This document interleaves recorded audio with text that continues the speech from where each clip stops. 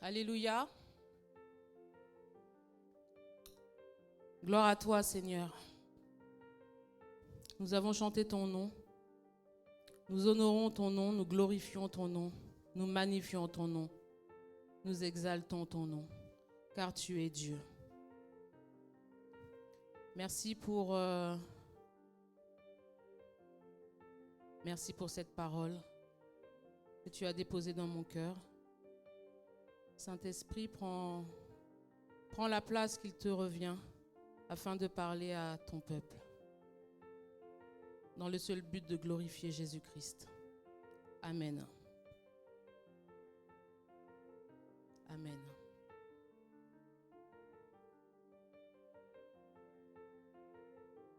Amen, gloire à Dieu. Amen. Amen.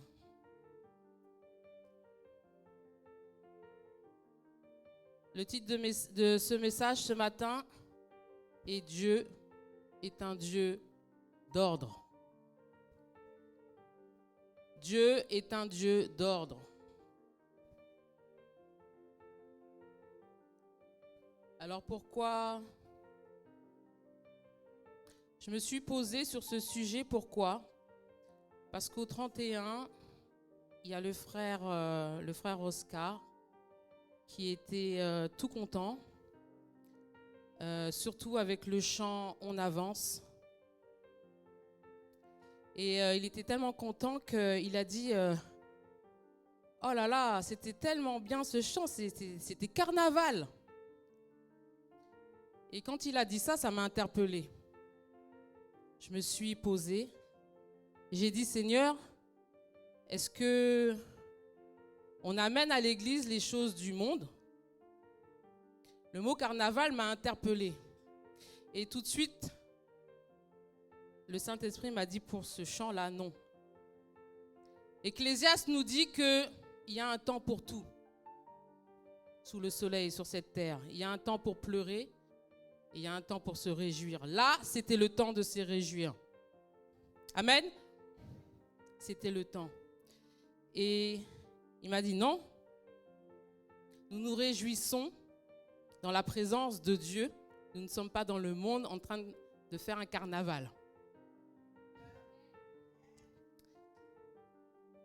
Et à la sortie du peuple Égypte, ils sont sortis des mains, des griffes de Pharaon. La Bible nous dit dans Exode 15, alors c'est Myriam, c'est une chantre. Et imaginez, il y a plus d'1 million de personnes, ils sont contents parce qu'ils sont libres. Et la parole de Dieu nous dit dans Exode 15, 20. Marie, la prophétesse, sœur d'Aaron, prit à sa main un tambourin, et toutes les femmes vinrent après elle, avec des tambourins et en dansant. Alors quand je lis ça, j'imagine, c'était pas quelque chose de très timide. Hein. J'imagine là, c'est le peuple qui est délivré. Après 400 ans, ça devait être, on avance puissance 10. Elle a entraîné plus d'1 million. Donc ça devait être quelque chose de... Et Dieu, quand il se réjouit, il se réjouit. Il y a aussi un autre passage dans 1 Chronique 13, 08. David et tout Israël dansaient devant Dieu de toute leur force. De toute leur force. C'est pas timidement, hein, c'est de toute leur force. En chantant et en jouant des harpes, des luths, des tambourins, des cymbales et des trompettes. Alors quand on a chanté, mon frère Oscar, on avance, on l'a vraiment célébré pour le Seigneur. Et ça m'a aussi rapproché du verset dans la Bible où on nous dit que Dieu, il y a un chant qui dit « Je chante, je danse comme David ». Il dansait à tel point pour son Seigneur qu'on voyait ses dessous. Donc c'était pas timidement. Donc laissez personne vous dire qu'on n'a pas le droit de célébrer vraiment avec toute notre force, toute notre reconnaissance à Dieu. Amen. Amen. Donc, du coup, je me suis posé la question sur l'ordre dans l'Église, et que Dieu est un Dieu d'ordre. Quand on voit déjà à la création, Dieu est un Dieu d'ordre, un Dieu qui planifie les choses, il n'est pas pris au dépourvu, il n'est pas brouillon. Il crée le premier jour, il crée le deuxième jour, tout est planifié. C'est pour cela que dans les choses de Dieu, tout doit être ordonné. On ne prend pas les choses à la dernière minute, le service à la dernière minute. Quand on est dans le service, on se place dans la présence de Dieu. Quand on fait un message, on se place, on ne fait pas les choses comme ça.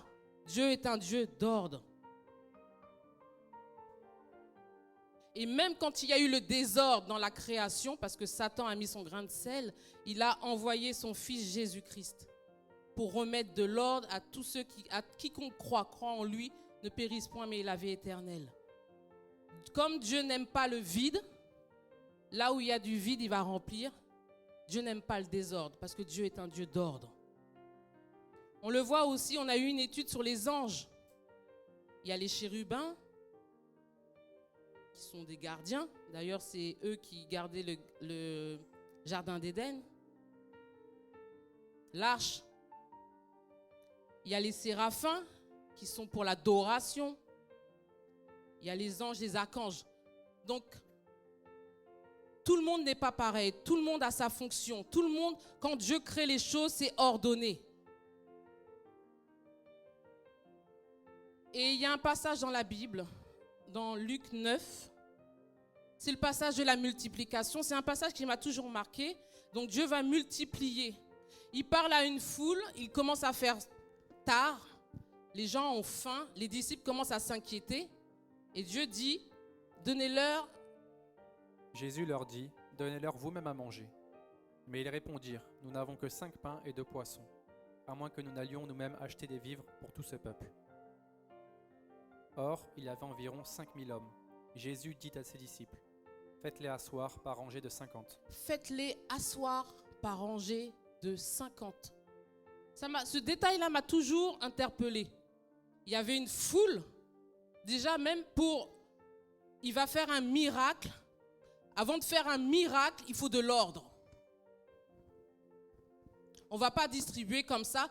Ranger cette foule-là. Il y a environ 5000 personnes par rangée de 50. Donc, qui dit miracle dit ordre avant. Il y a quelque chose après ou pas? Ils firent ainsi, ils les firent tous s'asseoir. Jésus prit les 5 pains et les 2 poissons, et levant les yeux vers le ciel, il les bénit, puis il les rompit, et les donna aux disciples, afin qu'ils les distribuassent à la foule. Tous mangèrent et furent rassasiés, et l'on emporta 12 paniers pleins des morceaux qui restaient. Ordre, miracle, et plus encore. Mais il y a l'ordre qui est là. Paul va, dans la Bible aussi, instruire les églises, et il va donner, une recommandation par rapport aux prophéties. Même dans la prophétie dans les églises, il dit qu'il y a un ordre. Il faut telle chose. Il faut que un parle en langue, l'autre interprète. Il faut que tant de personnes, tout est ordonné. Dieu est un Dieu d'ordre. Et Paul, c'est l'apôtre qui va... Ça, c'est pour illustrer à quel point Dieu est un Dieu d'ordre. À un moment donné dans la Bible, Paul va reprendre les chrétiens de Corinthe. On va le prendre, 1 Corinthiens 1, 10, 13. Je vous exhorte, frères, par le nom de notre Seigneur Jésus-Christ, à tenir tous un même langage et à ne point avoir de division parmi vous, mais à être parfaitement unis dans un même esprit et dans un même sentiment. Car mes frères, j'ai appris à votre sujet, par les gens de Chloé, qu'il y a des disputes au milieu de vous.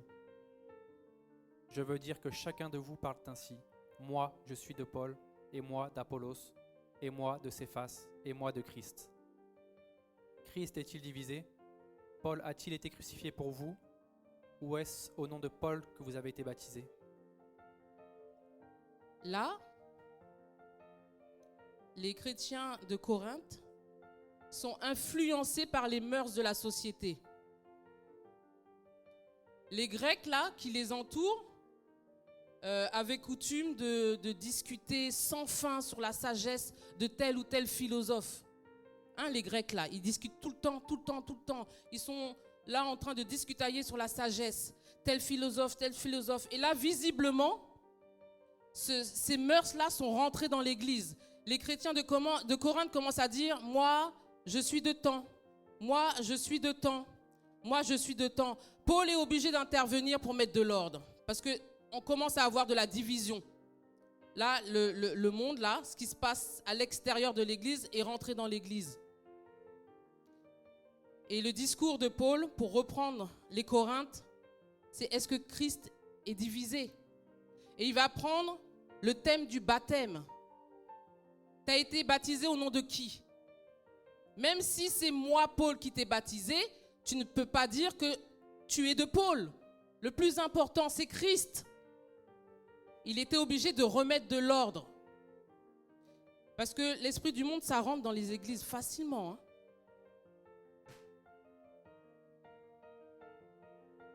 Attention, Dieu est un Dieu d'ordre. Voici ce que Dieu dit à l'église. Dieu est un Dieu d'ordre.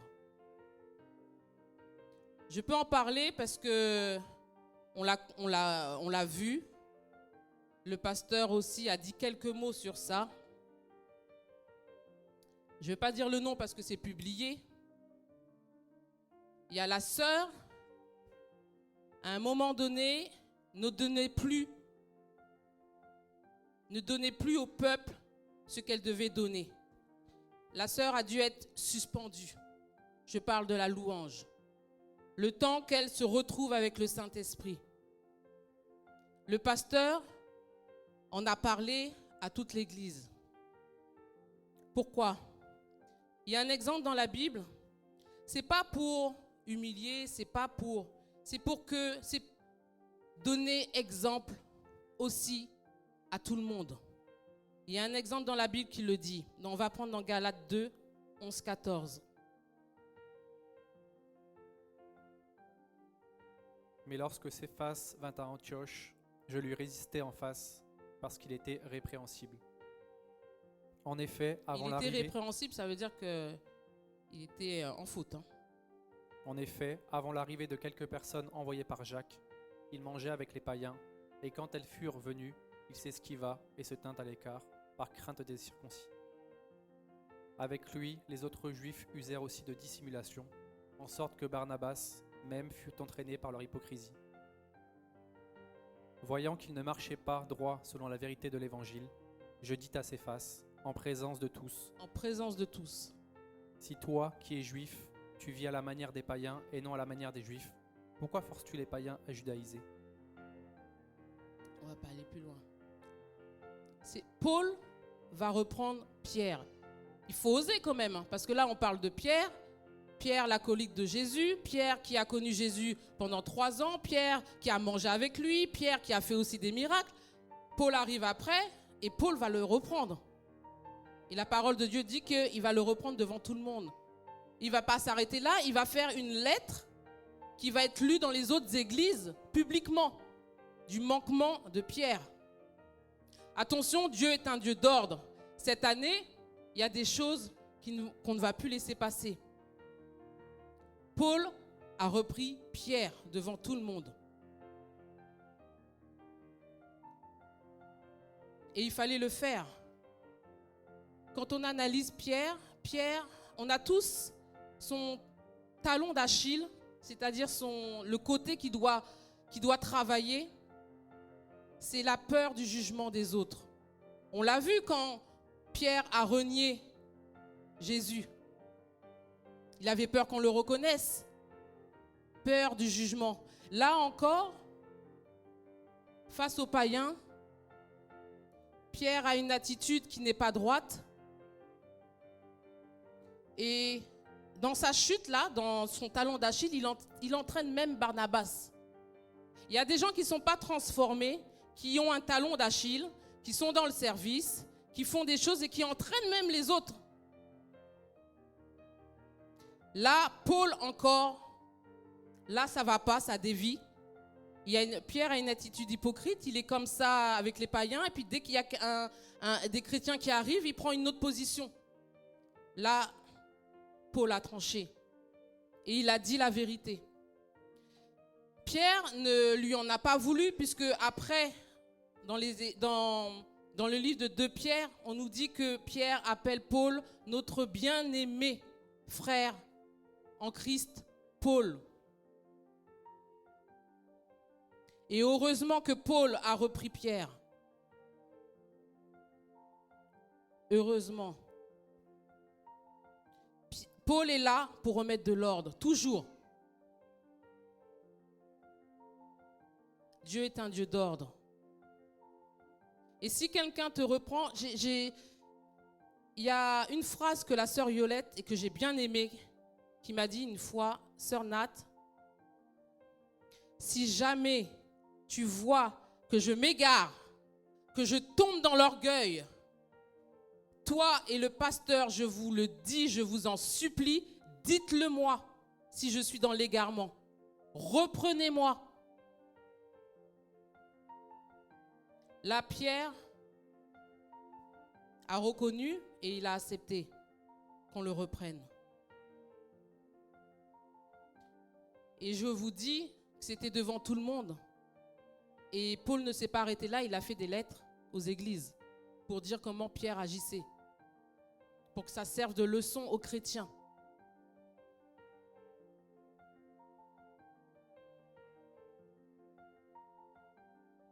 Et des fois, dans les églises, je me demande où est la crainte de Dieu. Où est la crainte de Dieu? On prend Dieu pour un pote. Des fois, on prie, la personne prie, elle se met à rigoler.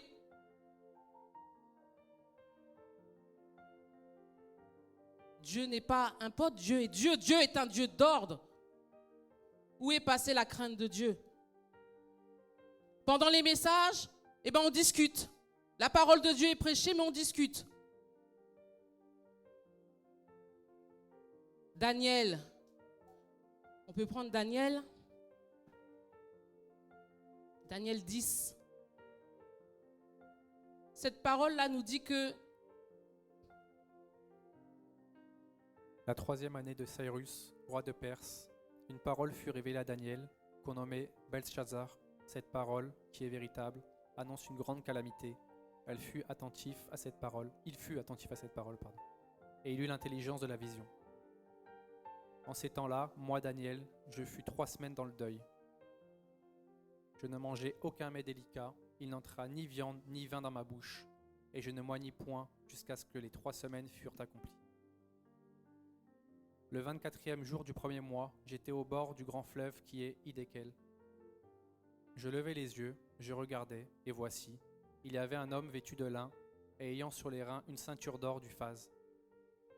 Son corps était comme chrysolite, son visage brillait comme l'éclair, ses yeux étaient comme des flammes de feu, ses bras et ses pieds ressemblaient à de l'airain poli, et le son de sa voix était comme le bruit d'une multitude.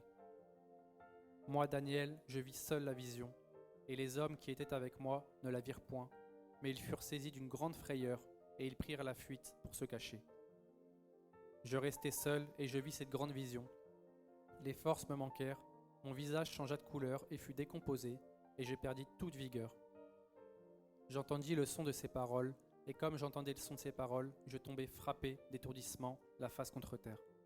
là, Daniel, il a une vision et il entend la parole de Dieu.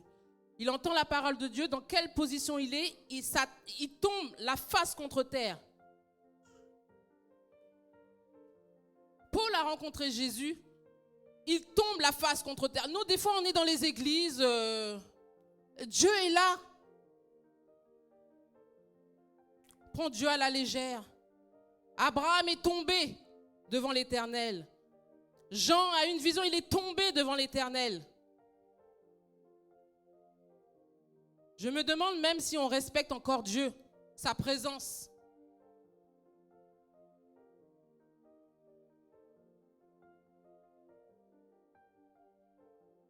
Dieu n'est pas un pote, Dieu est Dieu et Dieu est un Dieu d'ordre.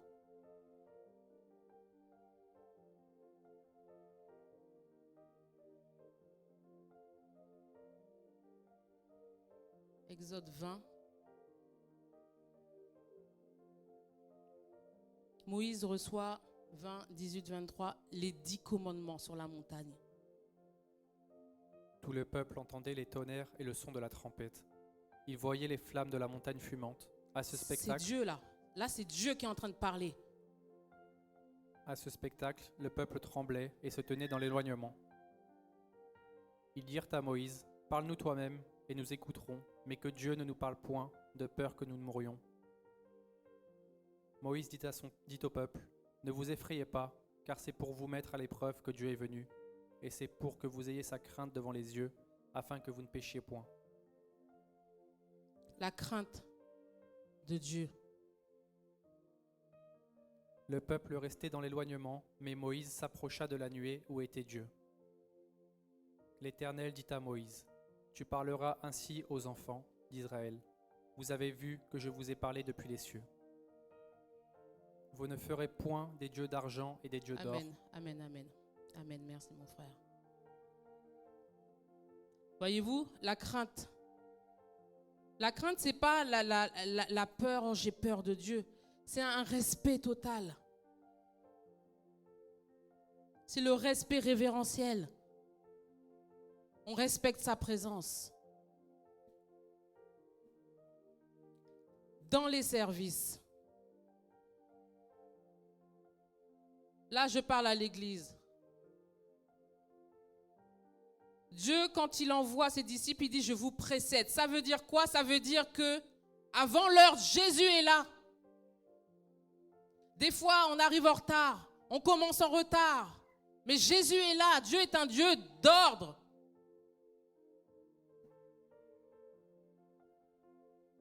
Il n'est même pas à l'heure, il nous précède.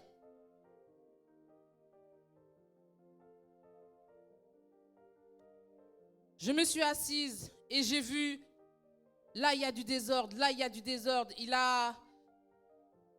Quand Paul dit au niveau des prophéties, si quelqu'un rentre, ben les gens rentrent et observent. Ah là, vraiment là, il y a du désordre quand même là dans cette église. Hein.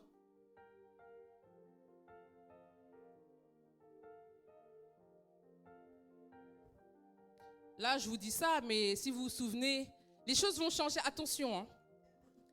Le pasteur m'a reprise. Moi, j'ai donné des exemples, mais moi aussi, je ne sais pas si vous vous souvenez. J'étais en train de faire du comptage dans ma tête. Et le pasteur a arrêté et a dit, Nathalie, qu'est-ce que je viens de dire? Devant tout le monde.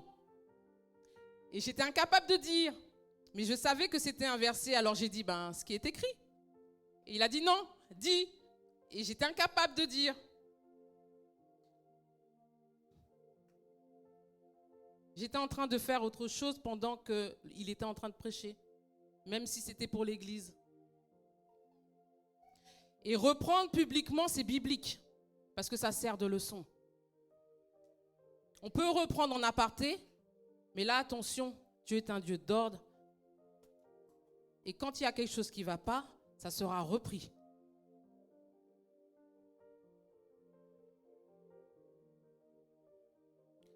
Le pasteur en a parlé dans les délivrances. Ah, tout le monde veut venir quand il y a des délivrances. Attends que le pasteur t'appelle. C'est pas j'ai un excès de zèle, je vais. Les choses se font dans l'ordre.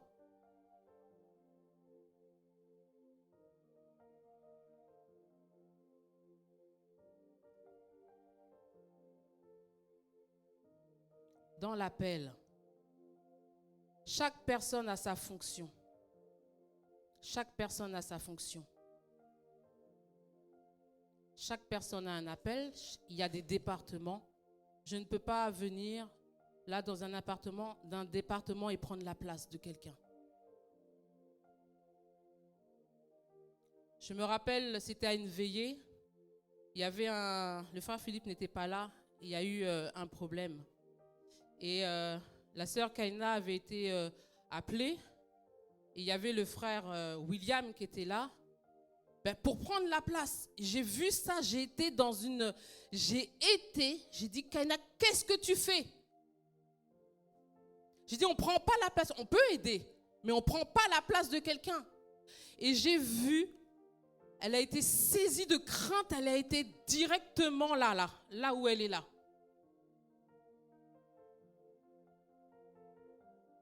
Il y a quelqu'un, on peut aider, on ne prend pas la place de quelqu'un. Les chérubins, ce sont les chérubins. Les séraphins, ce sont les séraphins. Je vais vous donner un exemple. On va aller c'est dans le livre de Daniel, 10, 13. 10, 13. Daniel 10, 13. Daniel, c'est un homme de prière qui prie pour le peuple. C'est un intercesseur. Et il a prié. Et au bout de 21 jours, le chef du royaume de Perse m'a résisté 21 jours. Mais voici, Michaël, l'un des principaux chefs, est venu à mon secours, et je suis demeuré là auprès des rois de Perse.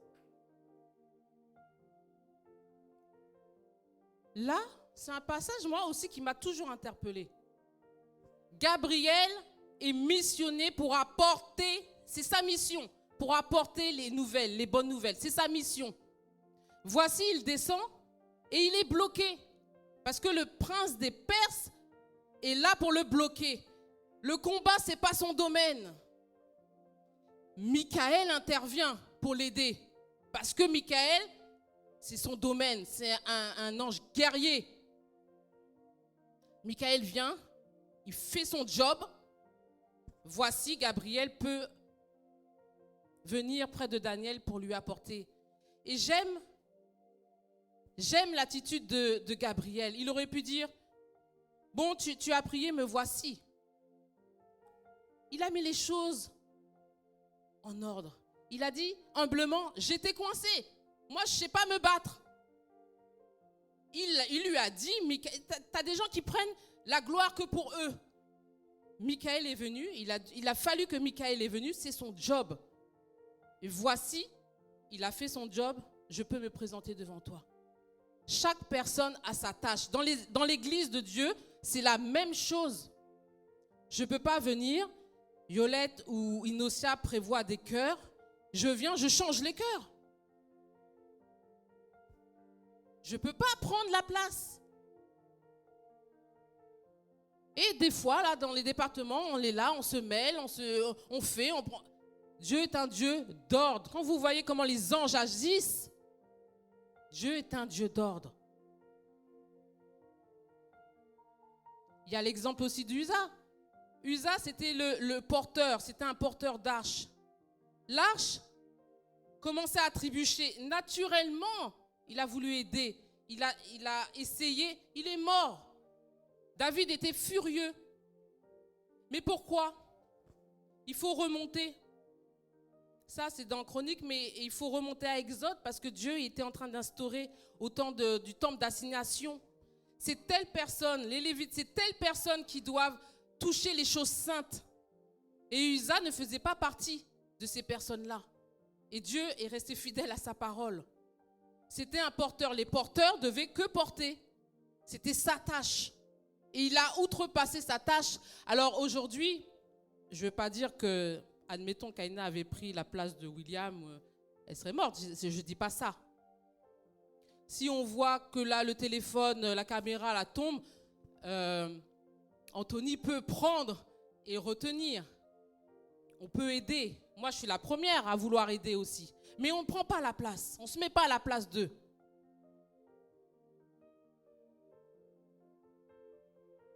Dernièrement, il y a le frère Philippe qui est venu me voir la semaine dernière. Il y avait la sœur Valérie qui était à côté.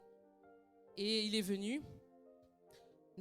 Sœur Nat, ça serait bien que maintenant, dorénavant, pour la sono, les instrus, que je reçoive les instrus dans la semaine, que cela me permet de travailler, enlever, nettoyer, enlever les pubs, etc. Et moi, j'étais là en train de manger, il est en train de parler à quelqu'un qui est hyper convaincu. Donc j'étais là, et il y avait la sœur Valérie, après, qui dit « Ouh là là, maintenant même Philippe qui est... » J'ai dit « Mais absolument, c'est comme ça qu'il faut faire. Il faut être ordonné dans son ministère. »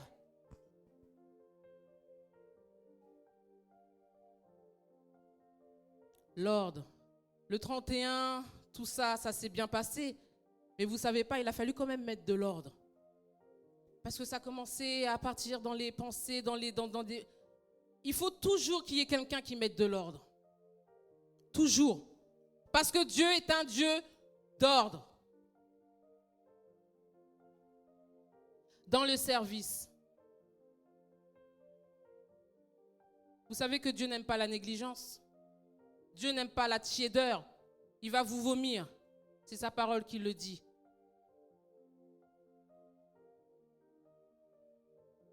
Organise-toi. Planifie ton temps. Même dans ton temps de prière, sois ordonné. Organise-toi.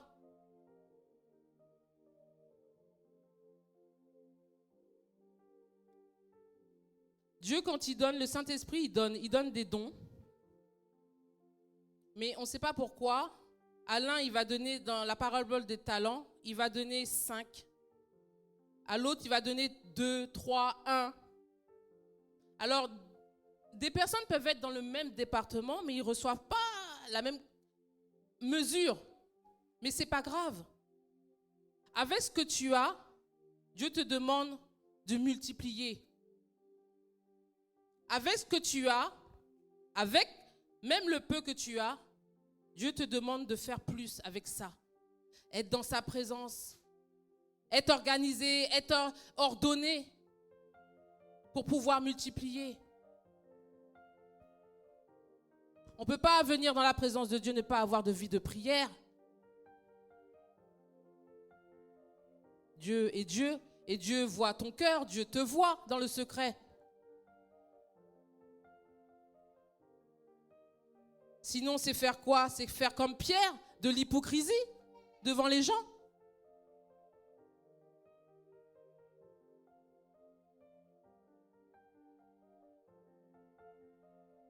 Je suis l'Éternel, c'est là mon nom. Isaïe 42, 8. Je suis l'Éternel, c'est là mon nom. La Bible dit que son nom est craint de l'Orient jusqu'à l'Occident. Son nom est craint. Je suis l'Éternel, c'est là mon nom, et je ne donnerai pas ma gloire à un autre, ni mon honneur aux idoles. Amen.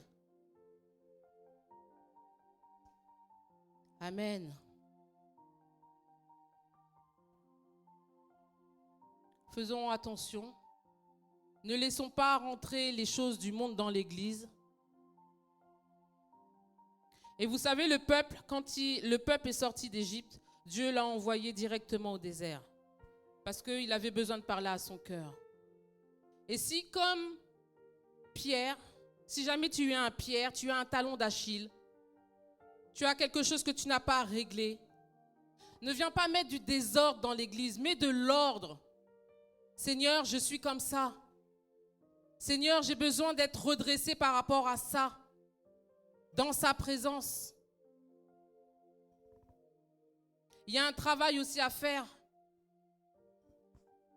Il y a un travail que tu dois faire tout seul pour mettre de l'ordre et dans ta vie spirituelle.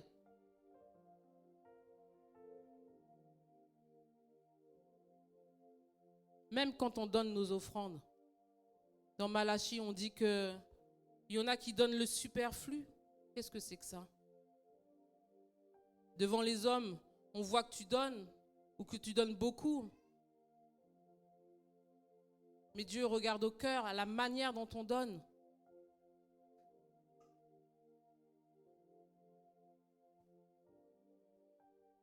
Il y en a qui ont 10 centimes et puis l'histoire de dire qu'ils donnent quelque chose, ils donnent 10 centimes. Et Dieu est Dieu. Soit tu as préparé à l'avance ce que tu dois donner au Seigneur, soit arrêtons d'être hypocrites, se faire bien voir devant les hommes. Dieu est un Dieu d'ordre.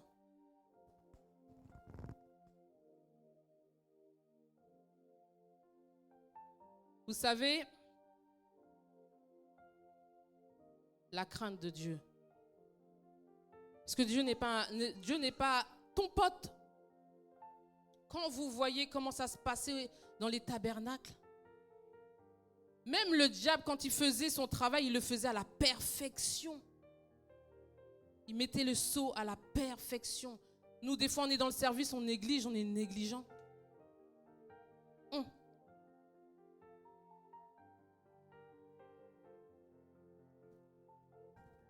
Dans notre engagement envers Dieu, je l'avais déjà dit, j'avais donné rendez-vous à Dieu. Je lui dis voilà, à 4 heures du matin, à tout à l'heure, avant de dormir, à tout à l'heure. C'était ma prière du soir. Et j'avais dormi avec mon fils, il était petit à l'époque, et je ne m'étais pas réveillée. Et quand je me réveille, avec une légèreté mémorable, hein, j'ai donné rendez-vous à Dieu, hein, mais avec une légèreté insolente, j'ai dit « Oh, je ne me suis pas réveillée. » Non, là, Dieu était obligé d'intervenir. L'enfant là qui est en train de dormir profondément, il se réveille subitement et il me dit, entre son réveil et son sommeil, « Maman, ça veut dire quoi poser un lapin à quelqu'un ?» Et là, là où j'étais légère dans ma réflexion, j'ai été saisie de crainte. C'est-à-dire que j'ai dit à Dieu, je te donne rendez-vous. Et là, Dieu est en train de me dire, je suis venu, je t'ai trouvé endormi. Et en plus, tu le prends avec légèreté. Tu m'as posé un lapin, je suis Dieu. Et là, j'ai été saisie, j'ai eu de l'électricité en moi. J'ai dû me mettre à genoux, m'humilier, demander pardon à Dieu. Dieu est Dieu. Dieu n'est pas un pote. Soyons sérieux dans le service. Soyons sérieux dans notre vie de prière. Soyons sérieux devant Dieu.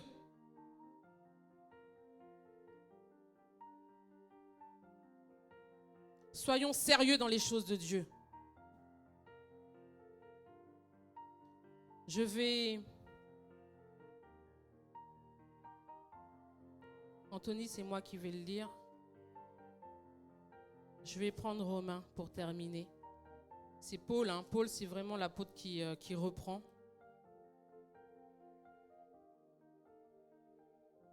Je vais terminer par ce verset, je le trouve intéressant.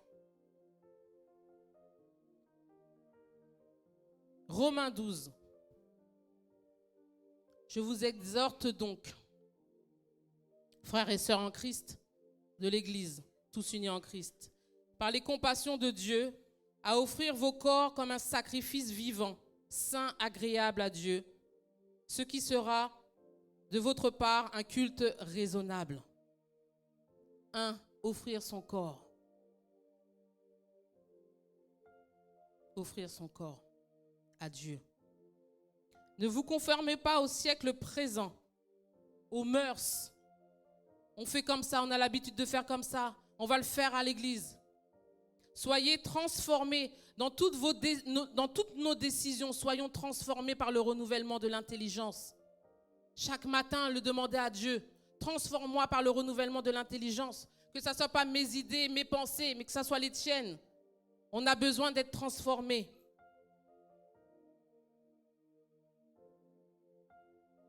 Afin que vous discerniez quelle est la volonté de Dieu, ce qui est bon, agréable et parfait. Vous savez, quand on laisse rentrer le désordre, le Saint-Esprit ne peut pas œuvrer. Là, on l'a vu dans la multiplication. Dieu a dit, rangez d'abord. Ensuite, il fait le miracle. Et quand on laisse rentrer le désordre, après, il y a l'esprit d'égarement, l'esprit d'erreur. Et on croit qu'on est dans la vérité. Mais l'esprit d'égarement est rentré. Soyons transformés.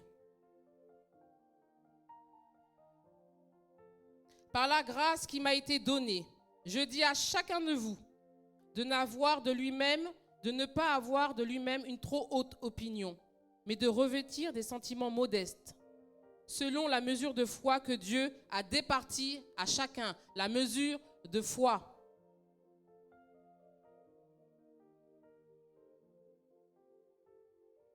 Car, comme nous avons plusieurs membres dans un seul corps et que tous les membres n'ont pas la même fonction, ainsi, Nous qui sommes plusieurs, nous formons un seul corps en Christ. Et nous sommes membres tous les uns des autres. Vous savez, dans une église, c'est vrai, on voit le département de la louange, parce que c'est ce qu'on voit en premier, de la parole. Mais il y a d'autres départements. Dans mon corps, il y a le cœur qu'on ne voit pas. Mais si le cœur ne fonctionne pas, le corps va être au cimetière.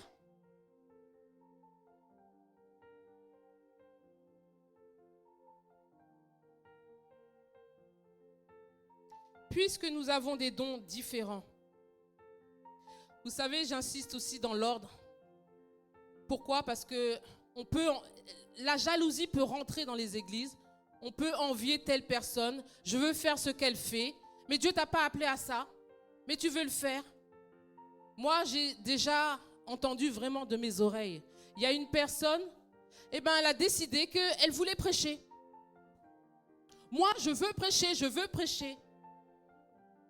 Et le pasteur lui dira, tu n'es pas appelé à ça. Elle a insisté. La personne a insisté. Bon, vas-y. Elle a été confondue. Toute l'église s'est remontée. Qu'est-ce qu'elle raconte? Et la personne a été confondue. Dans les choses de Dieu, on ne fait pas les choses parce qu'on a, par jalousie, par envie. Dieu a donné des dons et des talents à chacun. Moi, j'aime bien chanter, mais je ne ferai jamais la louange. C'est pas mon appel. C'est pas mon appel. Il faut être ordonné par rapport à ça. Puisque nous avons des dons différents selon la grâce qui nous a été accordée, que celui qui a le don de prophétie l'exerce selon l'analogie de la foi. Que celui qui est appelé au ministère s'attache à son ministère. Que celui qui enseigne s'attache à son enseignement. Et celui qui exhorte à l'exhortation. Que celui qui donne le fasse avec libéralité et non contrainte. Que celui qui préside le fasse avec zèle. Que celui qui pratique la miséricorde le fasse avec joie. Que l'amour soit sans hypocrisie. Ayez le mal en horreur. Attachez-vous fortement au bien. Par amour fraternel, soyez pleins d'affection les uns pour les autres. Par honneur, usez de prévenance réciproque. Si tu vois quelque chose, n'hésite pas à aller voir une frère pour la... Ayez du zèle et non de la paresse. Ça, c'est pour les départements. Moi, je l'ai dit, à la réunion des départements, je vous ai dit, j'ai repris Kaina. Quand je reprends, je reprends. Il y a ça qui ne va pas. Et ce que j'aime bien avec cette sœur, c'est qu'elle reconnaît et elle va avancer comme ça. Il y a des gens qui vont bouder. Oh, je pars. Oh, si c'est ça. Heureusement que Paul a repris Pierre et que Pierre l'a reconnu.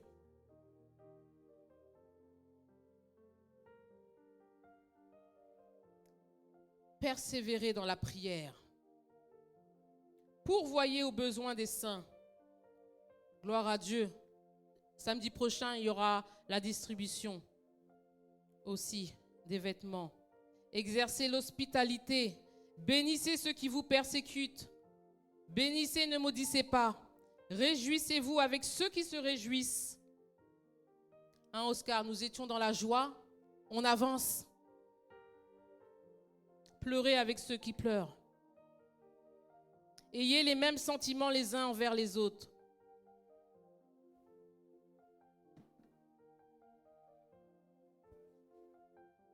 Je vais m'arrêter là. C'était pour rappeler à l'Église que Dieu est un Dieu d'ordre et qui ne donne sa gloire à personne d'autre. La Bible nous dit aussi de ne rien faire par esprit de ne rien faire par esprit de parti. ou par vaine gloire. Le Seigneur ne partage pas sa gloire.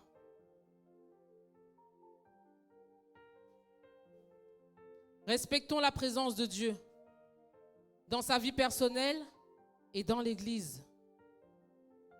De l'ordre. De l'ordre. Pierre avait ce problème, la crainte du jugement des autres, et ça lui a desservi. Paul a publié des lettres pour son manquement aux autres églises pour servir d'exemple. Paul l'a repris publiquement. Pourtant, c'était Pierre.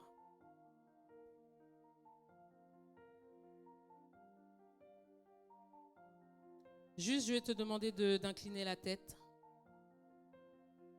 devant ce Dieu qui est Dieu. Seigneur, pardon si nous avons fait rentrer dans l'église du désordre. Tu nous as montré dans ta parole à quel point tu es un Dieu d'ordre. Tout est ordonné chez toi. Même le corps humain, tout est à sa place. Pardon, Seigneur, si le désordre est entré. Pardon, Seigneur Dieu, s'il y a de la négligence dans les départements, dans l'œuvre. Pardon si nous avons fait rentrer dans l'Église les choses du monde.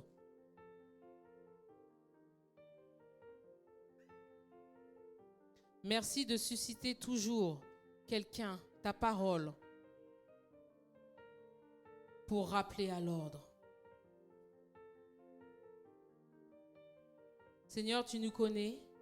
Pierre se connaissait, mais il n'avait pas traité ce problème-là, sa crainte du jugement des autres. Seigneur, tu nous rappelles à l'ordre dans les départements, l'ordre dans notre vie personnelle avec toi, dans notre vie.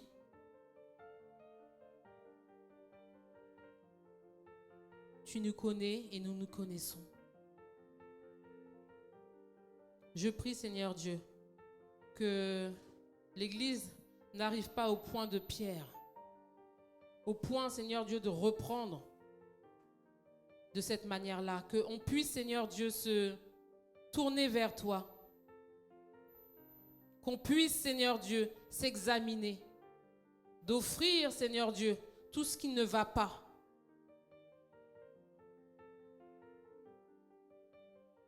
Afin que ton Saint-Esprit brûle et nous transforme jour après jour. Que ton Église soit à ton image.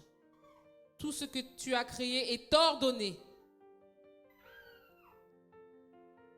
Seigneur, je prie pour que ton Église reflète ta personnalité, reflète ton amour, l'ordre, la compassion. Je te remercie, Père éternel, que chaque personne s'examine et se présente devant toi. Merci, Seigneur. Parce que quand tu nous reprends, Seigneur, c'est toujours par amour. C'est toujours pour redresser. De la même manière que tu n'aimes pas le vide, tu remplis toujours. Tu ramènes toujours à l'ordre ce qui est en désordre. Merci, Père éternel, pour ce rappel. Que ton saint nom, Seigneur Dieu, soit craint et soit loué au milieu de nous. Dans le nom de Jésus-Christ. Amen.